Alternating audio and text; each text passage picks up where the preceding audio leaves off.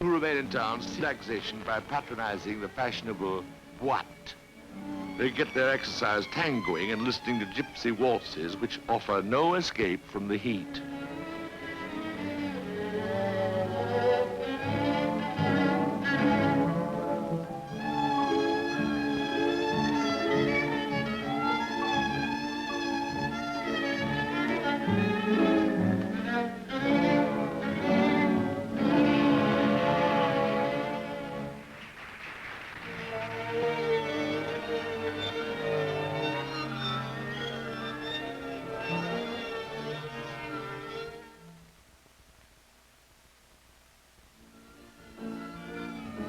The airplane has inspired a new step called the aeronet. Spectators find it exhilarating, in spite of the fact that they themselves are grounded. They like its takeoff, its gliding, its swaying, its defiance of gravity.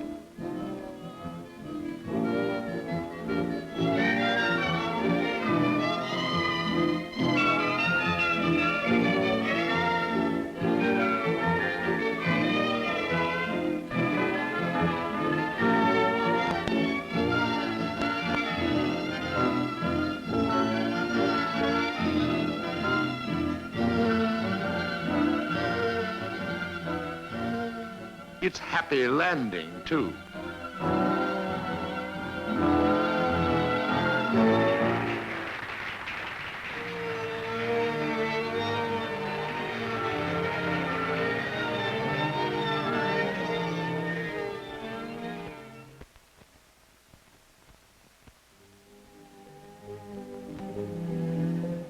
The effects of a string ensemble on a lonely heart are clearly indicated.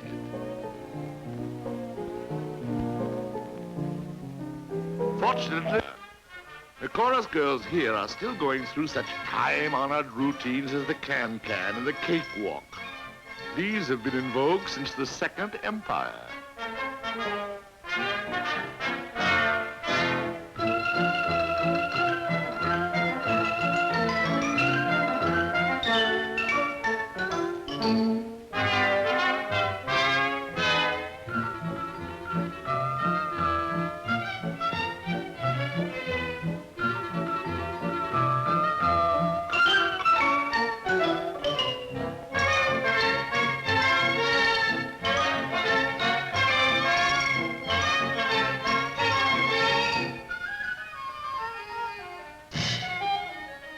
The amusements of Paris are of all kinds, physical or intellectual. Here, for example, is a sister team at a music hall. Please note their agility and fragile charm. The program proclaims them a veritable vision of classic beauty. Herewith, the Tumbling Juliets. This is strictly a family affair. They seem to be throwing quite a party.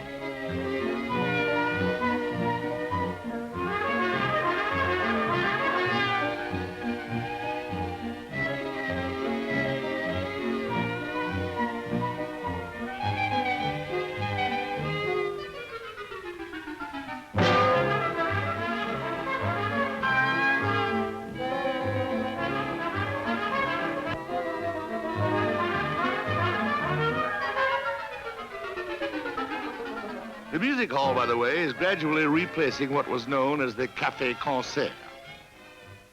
This is Mayol singing with Odar.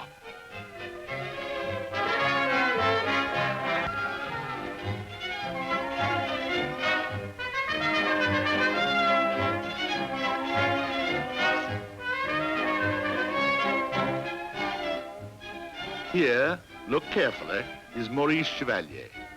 Not yet singing Louise, but already the possessor of a lower lip that is beginning to protrude.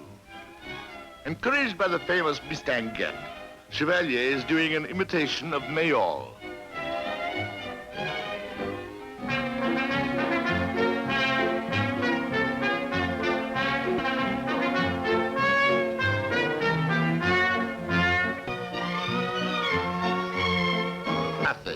Visits Ferdinand Zecker, actor, cameraman, director. Pathé, a rash pioneer, is even filming actual news events.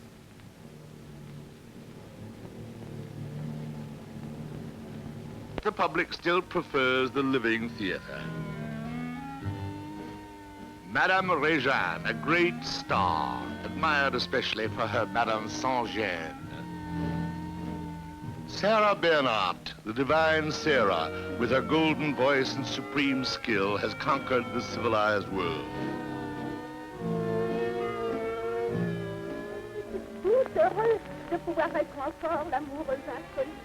On her estate at Belle Epoque, Bernhardt gives a recitation for some friends.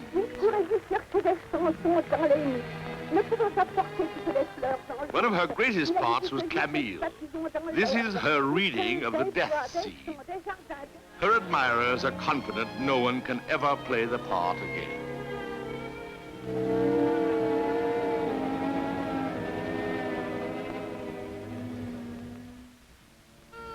Bernhardt's favorite modern playwright is Edmond Rostand, author of L'Aiglon and, of course, Cyrano de Bergerac. Georges Courteline is the most popular comic dramatist. But Molière still holds the affections of Paris, and Lucien Guitry, father of Sacha, is his most famous interpreter. A player of immense authority, he doesn't undervalue himself. The stage manager, running to his dressing room, cries, "Monsieur Guitry, everyone's on stage." "They'll wait," he replies. "They can't start without me." Gemier, disciple of Antoine and the Théâtre Libre, and one day to become director of the Odéon, hopes to win the widest possible theater public. He heads a traveling theater, the theater of the people, and tours the provinces, playing his classic roles in a tent. Shylock is one of his outstanding characterizations. Here is Cassive, who is scoring a hit in The Girl from Maxime. Regina Badet, more celebrated for her charm, her contours, and her smile than for her talent. Paulère is ahead of her time. Her hair is short, her energy endless. How she keeps a waist that would fit into a wedding ring is a mystery.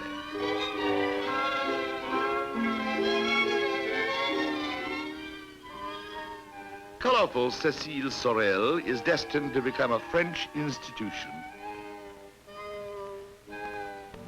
In the open air, we again encounter the tragedian, de Max, noted for his ability to read poetry. Monet Sully is more than an actor. His audiences at the Comédie are his subjects, and he rules over them like an old-fashioned king who could do no wrong. He is playing the final scene in Oedipus Rex. As is plain to hear and see, his is the grand style.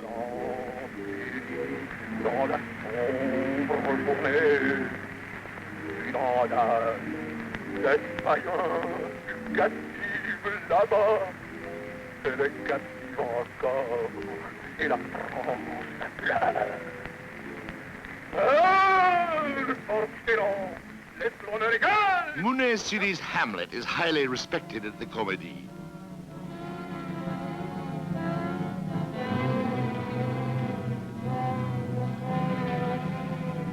Paul Monet-Sans's latest work has opened.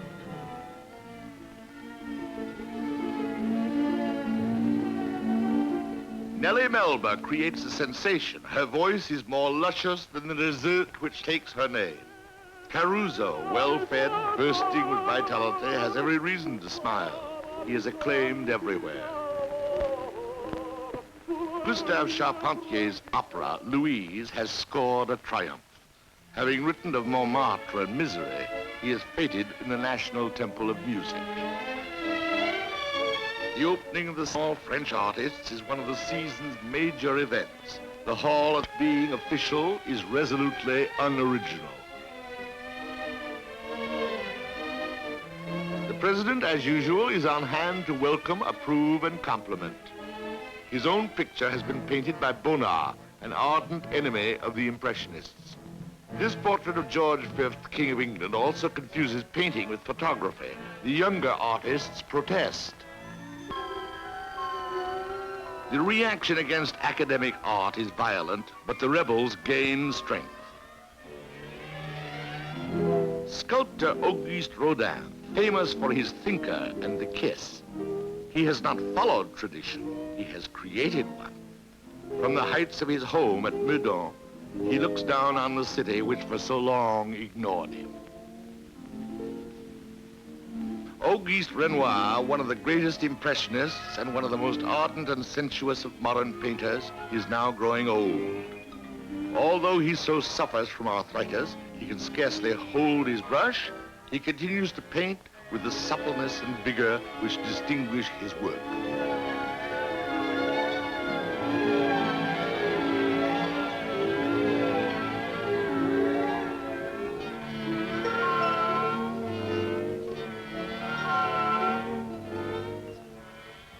Claude Monet Vernis with his nymphs. When the Impressionists held their first exhibition in 1876, they had scandalized the critics and the public. The Impressionists, they had said, see only what others do not see. But the Impressionists have triumphed. They have taught people to see differently. The painter, says Monet, is only an eye, but what an eye.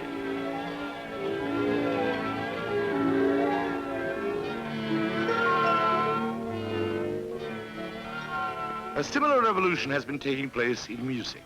Claude Debussy's Peleas and Melisande has been jeered by audiences preferring Gounod and Massenet.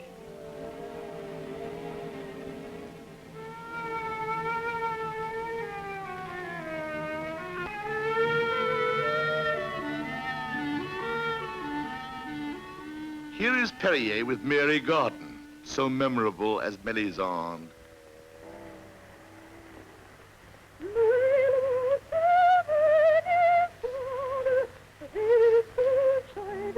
It doesn't matter that a few conservatives laugh so heartily. The true connoisseurs understand and applaud. They know himself, and that tomorrow Debussy's music will be acclaimed. Early in the morning, in the parks of Paris, you could sometimes see a lonely figure deeply considering man and his destiny. Like so many of the rising generation of musicians and painters, the newer writers and philosophers are ignored by the masses. No one turns to look at the celebrity of tomorrow. This, however, is André Gide, meditating at Butte-Chaumont. Gide's answer to the diehards is, we are about to enter and conquer new fields. Walking in the Luxembourg Gardens, Gide meets Paul Valéry, a poet as yet little known.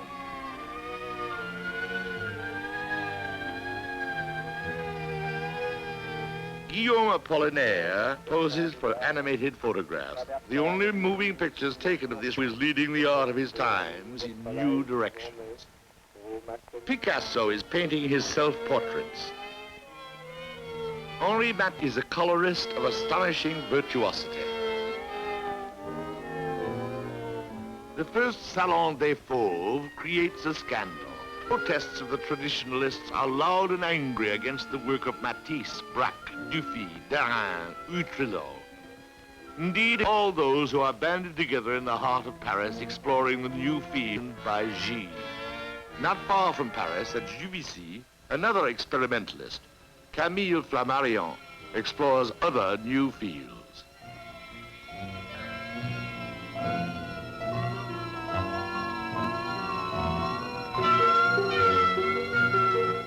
He is popularizing the science of astronomy and developing public interest in the study of the universe. A sensational announcement is made. Paris will see an eclipse of the sun. The Place de l'Opéra is suffused with an eerie light. There are those who see in this phenomenon an omen that the end of the world is approaching. This eclipse will be forgotten.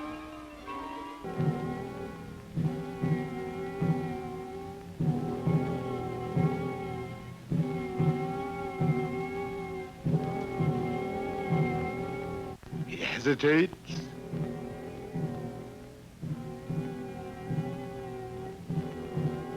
Finally, he jumps. Hole almost 6 inches deep at the foot of the tower. They carry away the remains of this premature birdman. But others have been luckier in conquering the sky. In 1909, Blériot has successfully completed the first flight across the English Channel.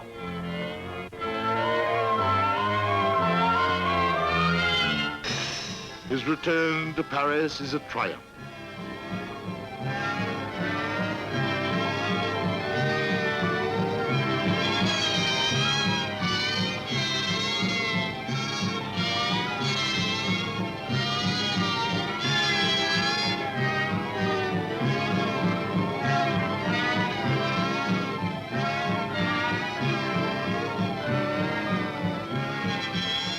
President Fallières hails this miracle of the century.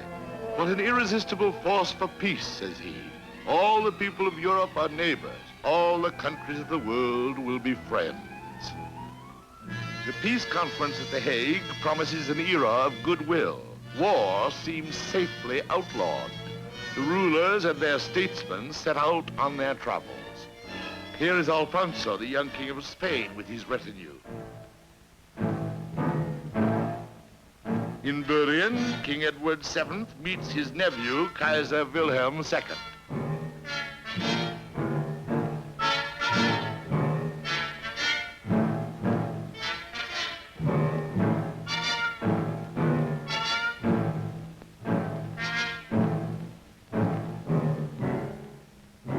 Sovereigns of the Central Powers confer.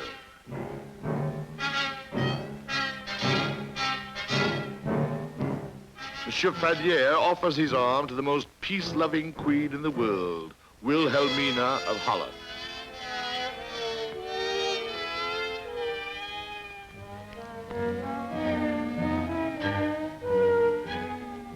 Succumbing to the charms of Paris, foreign diplomats salute the Third Republic. On the job, as always, Monsieur Fallières salutes peace. Andrew Carnegie, the American philanthropist, seems convinced his efforts in behalf of peace are not in vain. World peace is assured. Le Président est bien content. In the cities, they're neither so simple nor so friendly. Attacks the left, the right. Socialist Jean Jaurès poses with arch-enemy Millevoye. Jaurès has defended Captain Dreyfus in his world-shaking trial.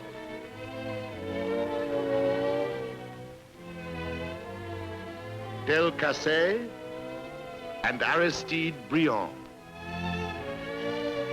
A promising young deputy, Marcel Cachin. The Dick, already immersed in politics, challenges his colleague, Pierre Weber. Seen from the back, Charles Maurras, ferocious editor of l'Action Française. His opponent, Paul de Cassagnac. Léon Daudet likes nothing better than a good fight. The weapons don't matter. But Arthur Meyer, who edits Le Gaulois, pretends all these differences of opinion are not as serious as they seem. Things, however, are not so rosy as he believes. Why these crowds? What are they protesting? The Paris councilmen are disturbed. They visit the scene of the trouble. There is another side to these years which the sentimental and the comfortable are calling the happy time. These wounds are real. This is a Paris which tourists do not see. Animals, children, men and women live here as best they can.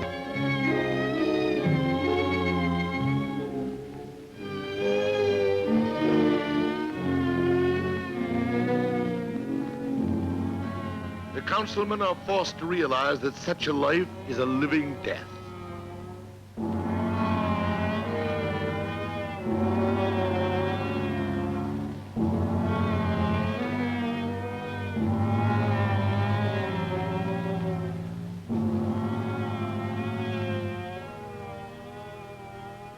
Their action? A site is select somehow everything will come out all right. Meanwhile, there are lines at soup kitchens. Observers ask themselves how such poverty can be overcome. The hungry who wait in the streets aren't so certain the problem will be solved by charity bazaars or garden parties for the benefit of starving children.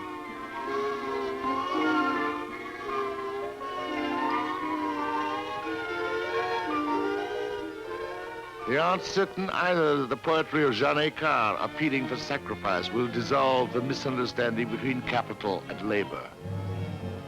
The red herring of the day is anarchy. Whenever demonstrations are held, they are denounced as foreign propaganda or a radical conspiracy. A non-commissioned army officer convicted of un-French activities is publicly broken. His humiliation is complete. Even watching it is painful.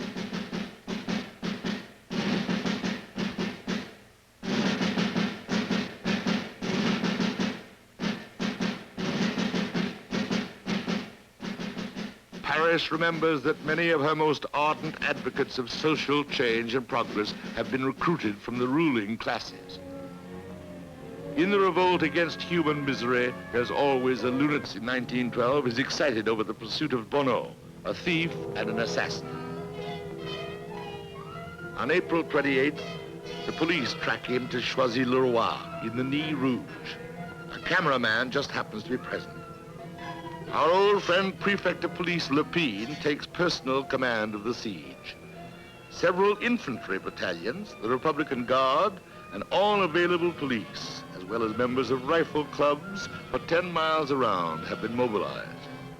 In the Nez Rouge are two men, Bonneau and his accomplice, Dubois. A wagon load of straw behind which a soldier is hiding is set off a charge of dynamite at one end of the garage. After two fruitless attempts, the question is, will the garage explode this time?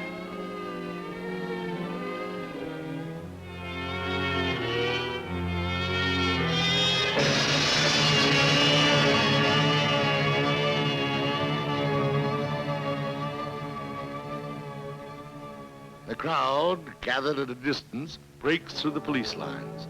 Bonneau is fatally wounded. Dubois is killed. The curious ransack the Nez Rouge. The police search for incriminating evidence. They find a paper on which the dying Bonneau wrote in his own blood his last words. So much the worse for society. So much the worse for you. The two bodies are carried away amid the howls of the mob. The corpses are taken to the morgue, their accomplices rounded up, tried, convicted, and sentenced to Devil's Island. Ils sont bien 20 dans la prison, le plus jeune des 30 disait une chanson. Les dames de la ville sont accourues au son. Ouvrez-moi donc la porte de la prison. La prison s'est ouverte, les prisonniers s'en vont. Ils s'en vont loin sur l'onde, jamais nous ne les reverrons. But Parisians are still believers in those magical words, liberty, equality, fraternity. They can't understand why all this new progress is failing to eliminate depressions and mass poverty.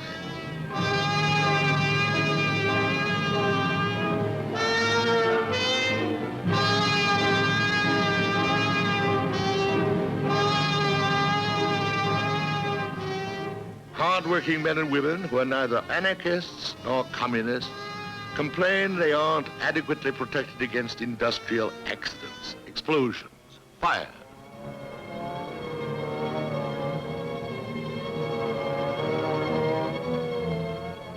Inevitably, they organize themselves into trade unions.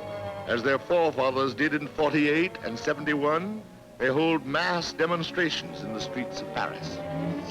Labor unions are finally recognized as instruments for protection and the maintenance of order.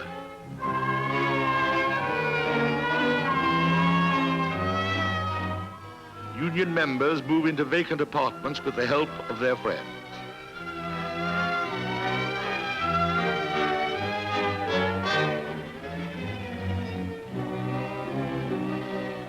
They learn the wisdom of taking action and sometimes not taking action.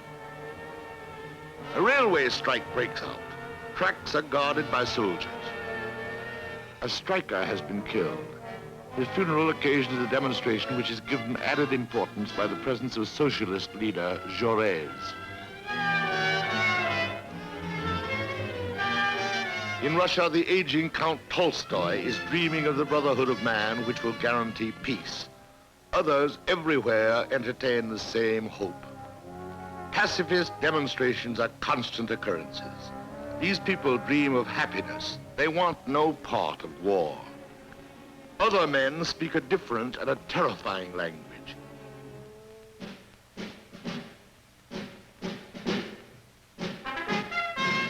Paul Déroulède exhorts his countrymen to think of coming battles. For 10 years, he dreamed this dream, everything delays it, yet nothing interrupts it. God grant that one day a Frenchman will achieve it. As for me, I only sound the call to arms. But it is not through cowardly egotism that I withdraw my arm from the oar. 1,000 oarsmen stand ready for the task. As for me, I only sound the call to arms. Other writers express the same sentiments, but they are more serious and realistic.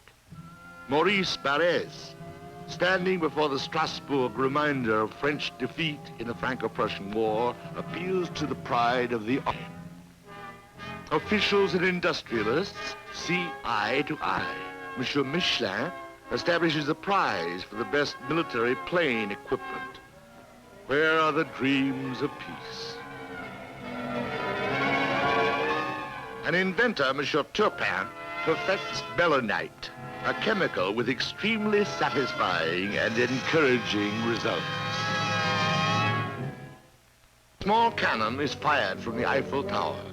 Does it signal that the happy years are over? Monsieur Fadier is now in his 70s. He goes hunting at Rambouillet for the last time. At the same time, elsewhere, a less kindly man examines his gun sight. Kaiser Wilhelm also goes hunting, but he's after bigger game than Monsieur Fadier's few birds.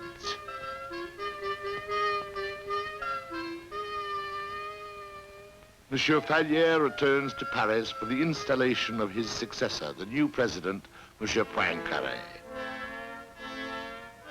Adieu, Monsieur Fadier. Bonjour, Monsieur Poincaré. Still the symbol of a happy France, the ex-president is no longer content. I greatly fear, says he, that war will follow me in the Élysée. The times are changing. Even the weather is changing. Mr. Carnegie, back in Paris, no longer finds on the boulevards that gaiety and faith in the future which once encouraged him. He is anxious. His thoughts center on the war trends which are apparent everywhere.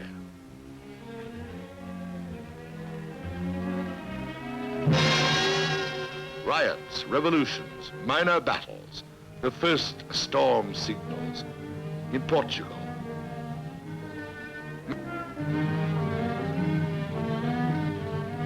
The Balkans, Greece, Turkey.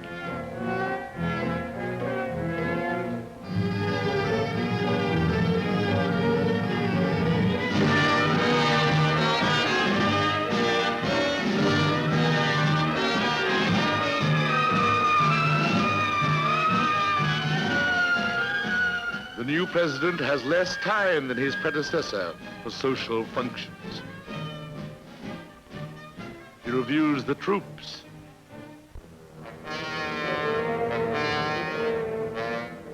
Across the frontier, Wilhelm II poses before his favorite panorama.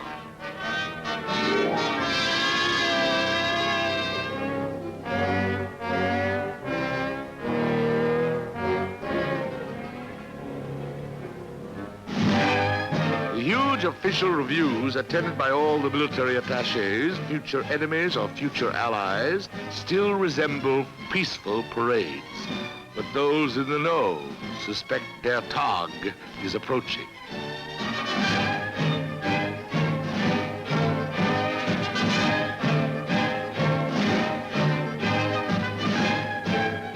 The fateful summer of 1914 has overtaken Paris and the world.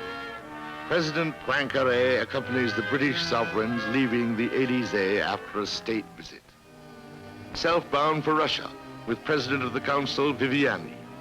England, Russia, and France are now allies.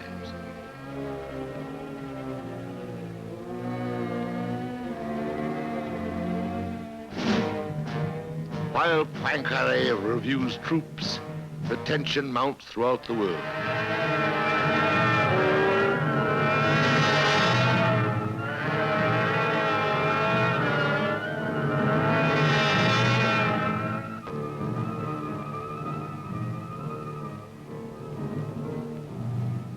New recruits arrive in France.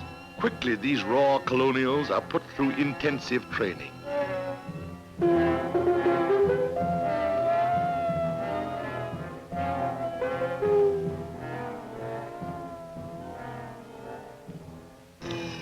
Beyond the Rhine, they are playing the same dangerous game.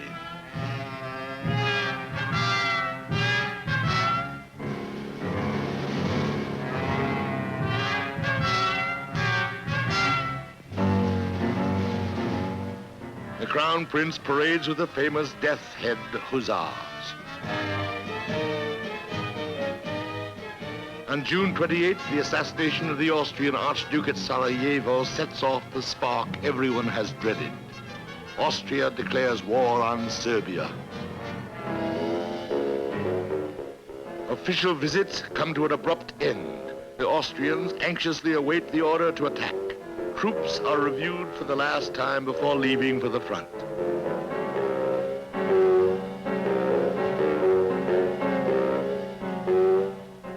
In St. Petersburg, great crowds mass in the square before the Tsar's palace.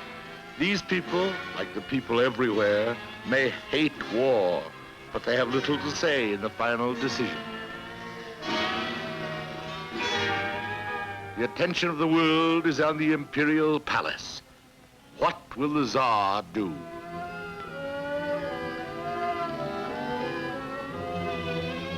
Officials, ministers, ambassadors try to put a good face on things. They make a bad job of it.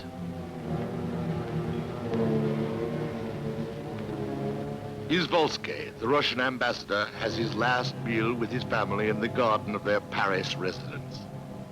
The world has only a few more moments of peace to enjoy. The sun sets for the last time on a peaceful Paris. It is the evening on which Jaurès, the socialist, will be assassinated. The morning of August 2nd, 1914, fate still seems to hesitate, and suddenly on the walls a notice. By decree of the President of the Republic, the mobilization of the armies of the land and sea is hereby ordered, as well as the requisition of animals, vehicles, and harness necessary to fit out these armies.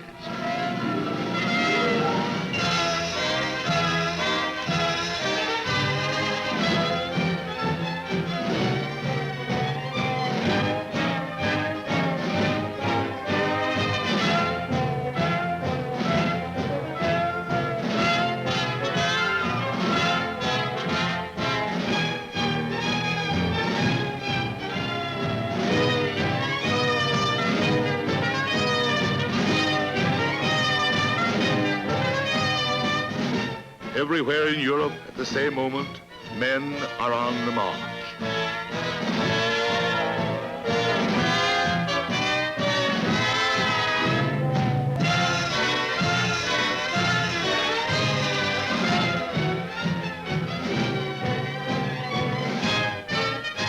The Belgians.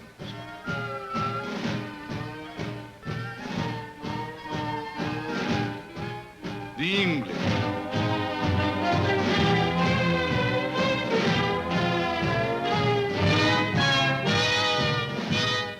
The Russians.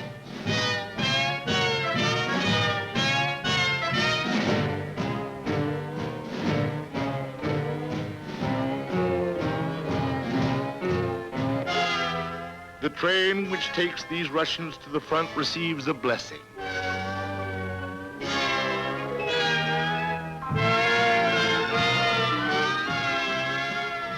At the Gare de l'Est, the last kisses, the last efforts at laughter, the last goodbyes.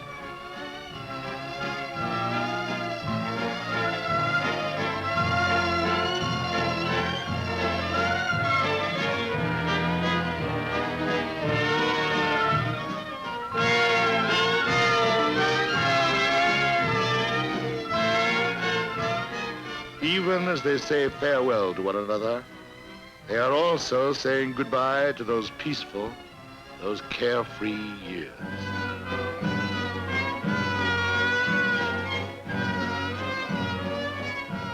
Those happy times are over.